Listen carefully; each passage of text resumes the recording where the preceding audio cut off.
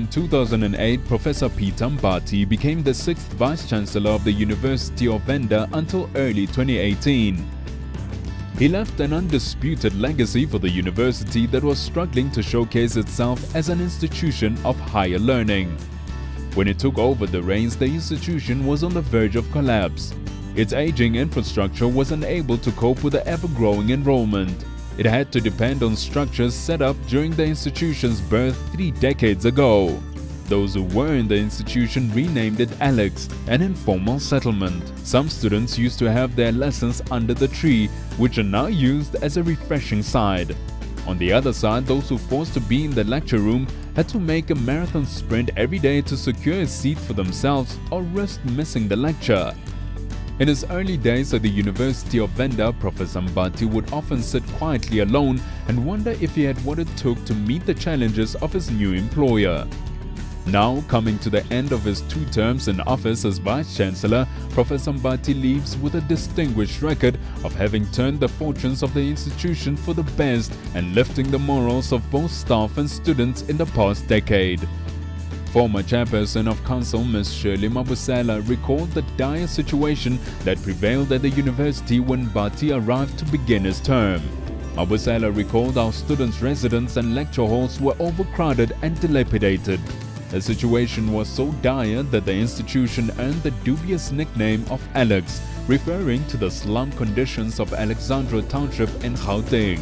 I chose specifically to come to the University of Venda because, in my view, there was a huge contribution that I would have made to turn this institution into a leading South African institution.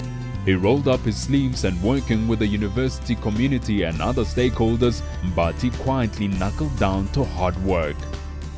One of his first areas of focus was to develop an infrastructure master plan for the university, which was based on the needs on the ground. We engaged with students, we engaged with staff, and we knew exactly what was required. So we developed an infrastructure master plan.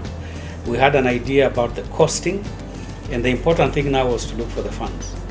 I'm very glad to say that over the 10 years I've been here at Chester, we've been funded close to 2.3 billion rands for infrastructure. The university received funding from the Department of Higher Education and also got a loan from the Development Bank of South Africa. We had a very clear plan, and that is how we implemented it. So if we talk about overcrowding in lecture halls, we now have a whole new lecture hall complex. We have a lot of new student residences, and in fact we're even building more. Funding from the department, we even got a loan from the Development Bank of South Africa to assist us. But also the money that we provide from our own savings at the university. We've put up a number of new offices for staff. We have a brand new campus clinic, which I'm very proud about. We put up a number of new sporting facilities. And the list goes on, Chester. And what I'm always very proud about also, and it's the first project I did in 2009, was to put up an extension to the disabled student unit so that our students with disabilities feel fully integrated in how we do our business at our university. One of his strategic interventions involved the restructuring of the management structure, particularly in human resource. This included the introduction of a 5-year performance-based contract structure to replace the old open-ended system of employment. It was really to bring greater efficiency in the system. And my view was that we must use best practice. People in senior and executive management in particular cannot be put in a comfort zone where they say, I have a job for life.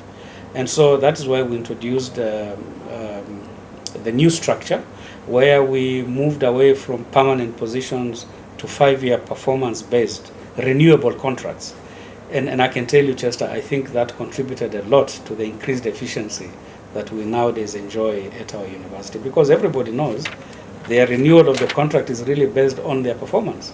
Under his vice-chancellorship, the university created a Center for Higher Education, Teaching and Learning, which provides academic support to staff and students to ensure that there's better focus on the academic projects. Also, in the past 5 years, the university has introduced tablets for students to help enhance the academic program.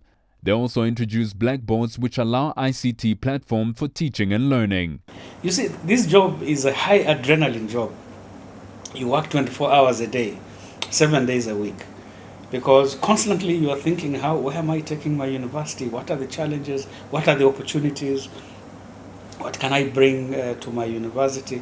One of his notable achievements is the increase in research output. Mbati's contribution to the rebirth of this academic giant has been lauded by both colleagues and management. We wish you all the best in your future endeavors. And we would like to say, may God Almighty, who opened up a door for you to come to the University of Venda when we did not even know you, continue to open doors for you, doors of success, doors of prosperity in your life. And let me conclude my talk by quoting the prophet Jeremiah, who says in the book of Jeremiah 29 verse 11 that he knows the plans he has for you, that his plans are not to harm you, but they are to prosper you and to give you hope for the future. We have no doubt that you will be the ambassador of the University of Venda wherever you go. And we will always cherish the moments we had with you. Thank you.